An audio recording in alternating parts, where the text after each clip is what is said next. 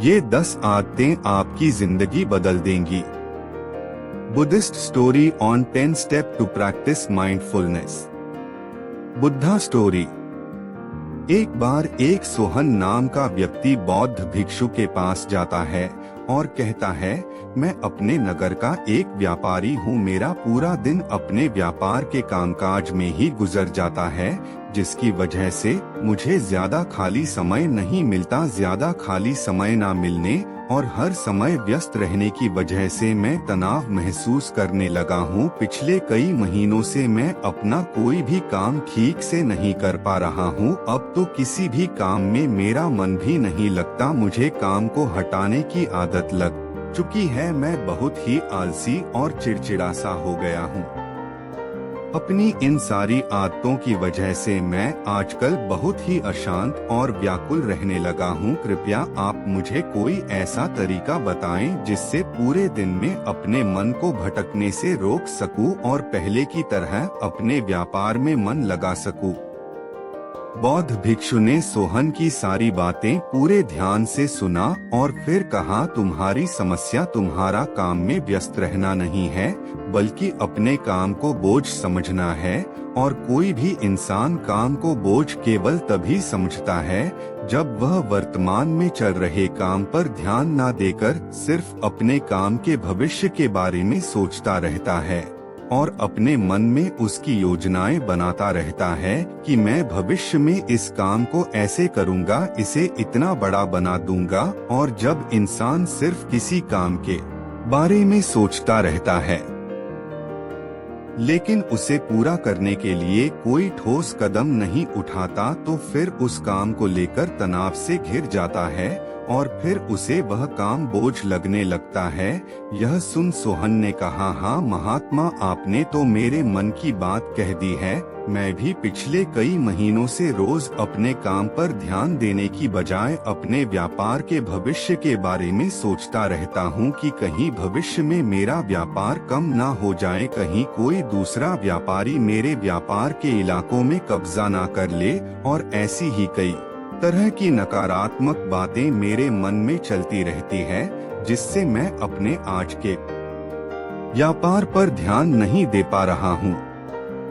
यह सुन बौद्ध भिक्षु ने कहा, हम अपने विचारों में समस्याओं को जितना बड़ा बना लेते हैं, असल जिंदगी में समस्याएं इतनी बड़ी नहीं होती। तुम्हें केवल अपने आज पर ध्यान देने की जरूरत है, बाकी सब अपने आप ठीक हो जाएगा। व्यक्ति ने कहा, महात्मा, मैं यही तो नहीं कर पा रहा। मैं अपने आज के कामों पर ही तो ध्यान नहीं दे पा रहा। मैंने बहुत कोशिश की है, लेकिन मैं हर बार भटक जाता हूँ। मैं अतीत में की हुई गलतियों पर पश्चाताप करने लगता हूँ, भविष्य की योजनाएं बनाने लगता हूँ और फिर मेरा मन अशांत हो जाता है।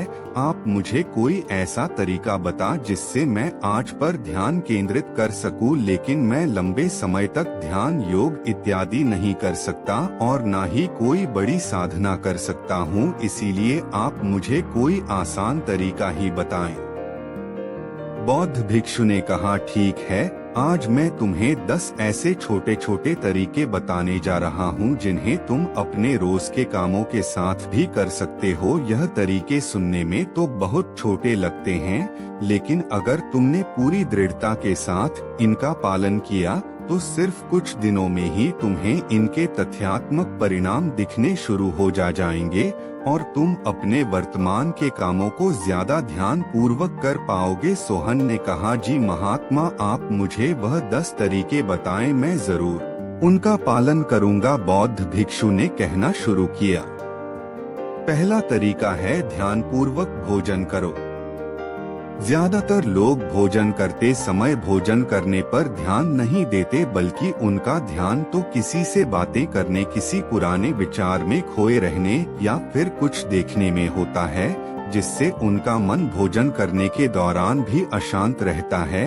जबकि हमें भोजन की थाली आने के साथ ही उसकी सुगंध में कौन सा भोजन परोसा गया है, भोजन देखने में कैसा है, इन सब का पूरे ध्यान से निरीक्षण करना चाहिए और मन ही मन भोजन बनाने वाले और उस भोजन को उगाने वाले का धन्यवाद प्रकट करना चाहिए। हर एक निवाले के साथ भोजन के स्वाद का आनंद लेना चाहिए, ना कि सिर्फ पहली निवाले का। अगर तुम पूरे प्रेम के साथ ध्यान पूर्वक भोजन को ग्रहण करते हो तो भोजन के खत्म होने तक तुम्हारा मन एकदम शांत हो जाएगा और तुम अंदर से आनंद महसूस करोगे। और यही कारण है कि पुराने भारतीय समाज में मौन रहकर भोजन करने की परंपरा रही है, क्योंकि मौन होकर ध्यान पूर्वक भोजन करना भी ध्यान करने का एक तरीका है। पर न केवल भोजन करते समय बल्कि अगर तुम रोजमर्रा के अन्य कामों को भी, जैसे कि चलना, नहाना, सफाई करना इत्यादि को भी ध्यान पूर्वक करते हो तो तुम पूरे दिन खुशी और आनंद से भरे रहोगे। बौद्ध भिक्षु ने कहा, दूसरा तरीका है अपनी सांसों पर ध्यान दो। सांस प्राकृतिक रूप से चलने वाली एक स्वाभाविक प्रक्रिया है। जब हम अपनी आती जाती सांसों पर ध्यान देते हैं तो यह हमें हमारे दिमाग से निकालकर शरीर में ले जाती है। परिणाम स्वरूप हम अपने विचारों के उलझनों और चिंताओं से मुक्त हो जाते हैं और यह काम तुम किसी भी समय कर सकते हो। बुद्ध के द्वारा बताई गई विपासना ध्यान विधि में भी अपनी आती जाती सांसों पर ध्यान केंद्रित करने के लिए ही कहा गया है। जब भी तुम तनावग्रस्त हो जाओ या खुद को विचारों में उलझा हुआ पाओ तो तुरंत अपना ध्यान अपनी आती जाती सांसों की तरफ मोड़ दो। कुछ ही पलों बाद तुम महसूस करोगे कि तुम शांत होते जा रहे हो, तुम्हारी सारी उलझन, सारा तनाव गायब हो गया है। और अगर तुम लंबे समय तक अपनी सांसों पर ध्यान केंद्रित करने की आदत डाल लेते हो तो तुम खराब से खराब परिस्थितियों में भी खुद को शांत रख पाओगे और अपने वर्तमान के कामों पर ज्यादा लंबे समय तक ध्यान केंद्रित कर पाओगे। सांसों पर ध्यान देना हमें याद दिलाता है कि हम कौन हैं।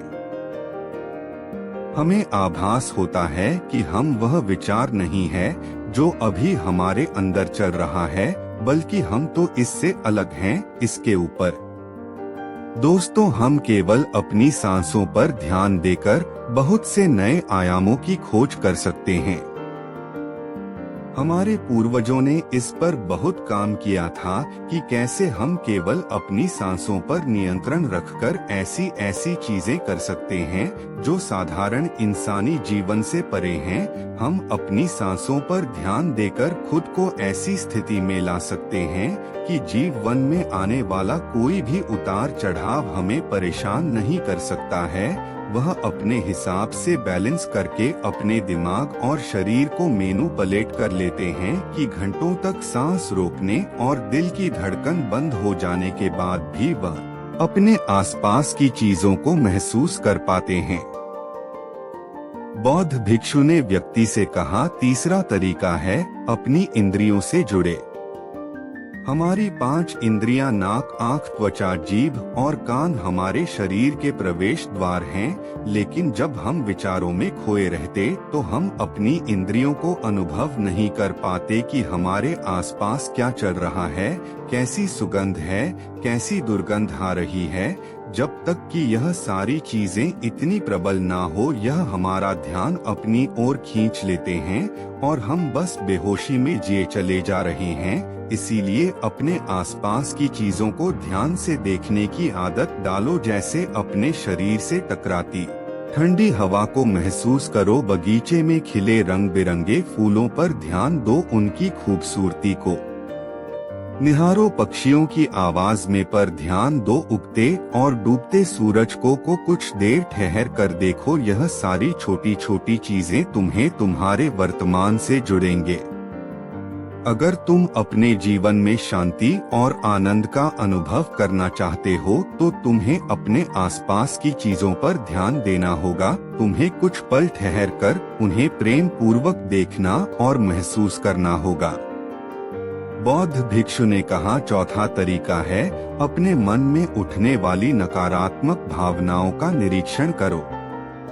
निराशा या क्रोधित होना हम इंसानों में आम बात है, लेकिन हमें चाहिए कि हम ऐसी भावनाओं के भाव में ना रहे, बल्कि जब भी हमारे अंदर किसी भी प्रकार की नकारात्मक भावनाओं का उदय हो तब हमें इन भावनाओं पर ध्यान देना चाहिए। जैसे कि जब तुम्हें गुस्सा आए या कुछ गलत करने का मन करे तो कुछ देर ठहर कर देखो कि उस समय तुम्हारे अंदर कैसे विचार उठ रहे हैं। कुछ देर में तुम महसूस करोगे कि तुम वह विचार नहीं हो, तुम उनसे अलग हो, तो उन्हें देखते रहो और कुछ ही देर में वह सारे नकारात्मक विचार गायब हो जाएंगे।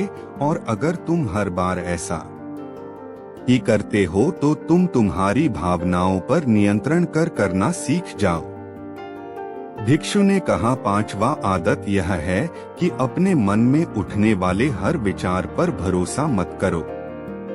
हमारा मन हर समय अनुमान और बहाना ही बनाता रहता है जो कि सच नहीं होती। जैसे कि जब भी हम किसी व्यक्ति से मिले या किसी नई चीज को देखते हैं तो तुरंत हमारा मन उसके बारे में अपनी पूर्व धारणाएं बनाने लगता है और फिर उस चीज या इंसान को या तो अच्छा या बुरा बनाकर हमारे सामने पेश करेगा और फिर हम अपने विचारों को सच मानकर उस इंसान या चीज को ऐसा ही समझने लगते हैं। और कुछ लोग तो अपनी ही धारणाओं को सच मान लेते हैं और उसी पर अड़े रहते हैं, जबकि हमें खुद को किसी भी प्रकार की पूर्व धारणा से स्वतंत्र रखने का प्रयास करना चाहिए और पूरी जागरूकता के साथ जो चीज असल में जैसी है उसे वैसे ही देखने का प्रयास करना चाहिए, ना कि उसमें अपनी तरफ से अच्छाई या बुराई की चादर ढक देनी चाहिए। अगर तुम वर्तमान में रहते हुए पूरे साक्षी भाव के साथ बिना किसी पूर्व धारणा की किसी भी चीज को देखते या सुनते हो तो यह तुम्हें शांत और तनाव मुक्त रखेगा।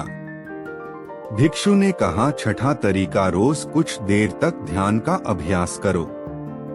ध्यान करने के लिए घंटों बैठने की जरूरत, दिन में 10 मिनट का ध्यान भी जीवन पर सकारात्मक प्रभाव डाल सकता है। रोज ध्यान करने से हमारे जीवन में नई ऊर्जा, उत्साह, शांति और प्रेरणा का आगमन होता है। हम पूरे दिन अंदर से खुश और शांत महसूस करते हैं। रोज ध्यान करने से तुम स्वाभाविक रूप से अपने वर्तमान के क्षणों में रहना सीख जाते हो। भिक्षु ने कहा, 7वां तरीका, जो तुम्हारे पास है उसके लिए आभारी रहो।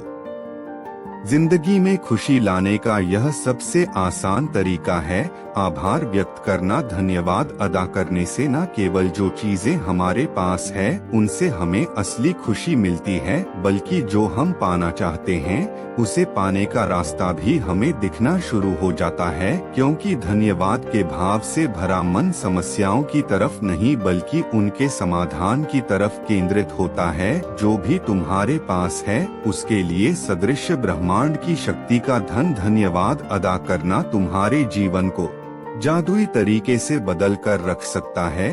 तुम्हें यह सोचना चाहिए कि तुम कितने धन्य हो कि तुम्हारे पास एक निश्चित चीज है। उदाहरण के लिए तुम्हारे पास एक अच्छा व्यवसाय है और ना जाने कितने लोग तुम्हारे जैसा व्यवसाय करने की इच्छा रखते होंगे लेकिन उनके पास नहीं है। साथ ही तुम्हें इस चीज के लिए भी आभारी होना चाहिए कि तुम्हारी थाली में खाना है, जबकि दुनिया भर में लाखों लोग भूख से मरते हैं। भिक्षु ने कहा, 8वां तरीका, दूसरों की बात को ध्यान पूर्वक सुने।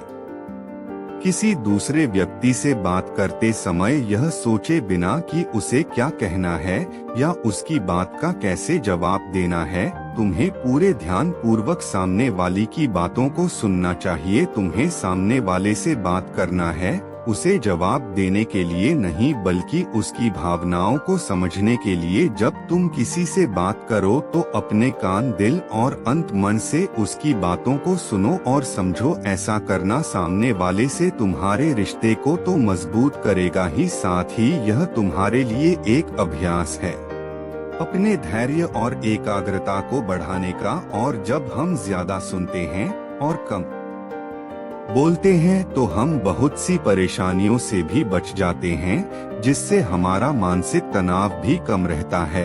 और याद रखो, किसी भी इंसान की बातों को ध्यानपूर्वक सुनना उसे सम्मान देने का सबसे अच्छा तरीका है। भिक्षु ने आगे कहा, नवा तरीका, अपने महत्वपूर्ण कामों के लिए एक समय निर्धारित करो। तुम्हें अपने दिन के कुछ समय को महत्वपूर्ण कामों के लिए निश्चित रखना चाहिए, जैसे काम का समय, नहाने का समय, सफाई का समय, खाने का समय। महत्वपूर्ण कामों को समय के साथ बांटना यह सुनिश्चित करता है कि वे चीजें बिना किसी बाधा के नियमित रूप से होती रहे। दिन के सही समय पर सही काम को करना हमारे जीवन में अनुशासन लाता है और अनुशासन से जीवन में शांति और खुशी आती है।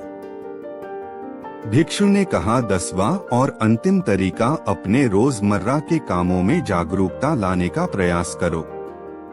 तुम जब भी किसी काम को करो तो उसे वर्तमान में रहकर करने की कोशिश करो। हर बार तुम्हारा मन अपने विचारों में खो जाएगा, लेकिन तुम्हें फिर से खुद को वर्तमान में वापस लाना है और यह तुम्हें हर बार करना है जब तक कि यह तुम्हारी आदत ना बन जाए। और साथ ही तुम यह देखने का भी प्रयास करो कि उस काम को करते वक्त तुम्हारे अंदर किस तरह के विचार उठ रहे हैं। यह एक छोटा सा अभ्यास तुम्हें वर्तमान में जीने में तुम्हारी मदद करेगा। भिक्षु ने आगे कहा, शांति और आनंद कोई घटना नहीं है, बल्कि यह एक प्रक्रिया है जो हमारे जीवन के साथ चलती है। अगर हम जागरूक रहकर जीना सीख जाते हैं। इतना कहकर बौद्ध भिक्षु मौन हो गए और सोहन व्यापारी उनका धन्यवाद करते हुए वहां से चला गया। तो दोस्तों, उम्मीद करता हूँ आपको इस कहानी से जरूर बहुत कुछ सीखने को मिला होगा। यह कहानी आपको कैसी लगी हमें कमेंट बॉक्स में कमेंट करके जरूर बताएं और हमारे चैनल को सब्सक्राइब करना ना भूलें। मिलते हैं ऐसे ही मोटिवेशनल वीडियो के साथ, तब तक के लिए धन्यवाद।